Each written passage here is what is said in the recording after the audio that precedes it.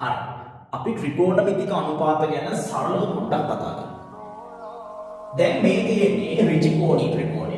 ඍජුකෝණී ත්‍රිකෝණයට මෙන්න මේ ඍජුකෝණයට ඉස්සරහා තියෙන දිග පාදක අපි කියනවා කර්ණය කියලා.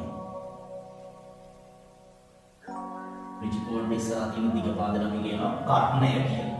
හරි. එතකොට මම ගන්නම් කෝණේ තියෙන්නේ මෙතන කියලා. අපි ගමු ඇල්ෆා කෝණය. හරි. එතකොට මෙන්න මෙතන කෝණේ තියෙනවා නම් කෝණෙට ඉස්සරහා තියෙන පාදේ හැමතිස්සෙම සම්මුඛ පාදය. සම්මුඛ පාදය.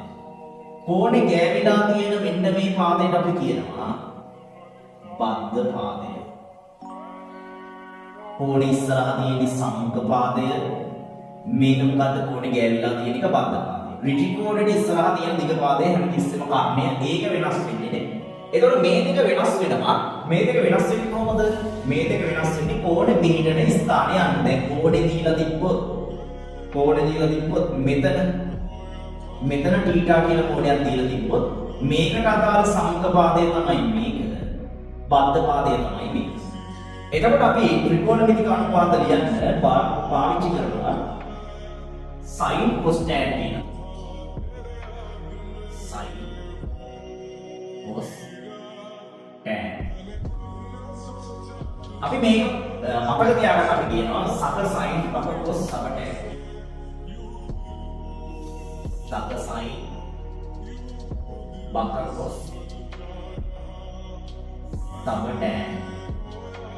සයන්නේ කියන්නේ සම්මුඛ පාදය, තයන්නේ කියන්නේ කර්ණය, බයන්නේ කියන්නේ බද්ධ පාදය. ඒතකොට සම්මුඛ පාදයේ බෙදීම කර්ණය තමයි sin කියලා කියන්නේ. බද්ධ පාදයේ බෙදීම කර්ණය තමයි cos කියලා කියන්නේ. tan කියලා කියන්නේ සම්මුඛ පාදයේ බෙදීම බද්ධ පාදය. හරි.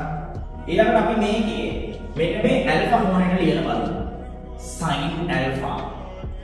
sin කියලා කියන්නේ ඉස්සෙම සම්මුඛ පාදය බෙදීම කර්ණය. එතකොට කෝණයේ තියෙන්නේ මෙතන නම් සම්මුඛ පාදය මොකද්ද? සම්මුඛ පාදය මෙන්න මේ ඉස්සරහා පාදය. ඒ කියන්නේ මොකද්ද? AB. කර්ණය මොකද්ද? කර්ණය හැමතිස්සෙම මොකද්ද? AC.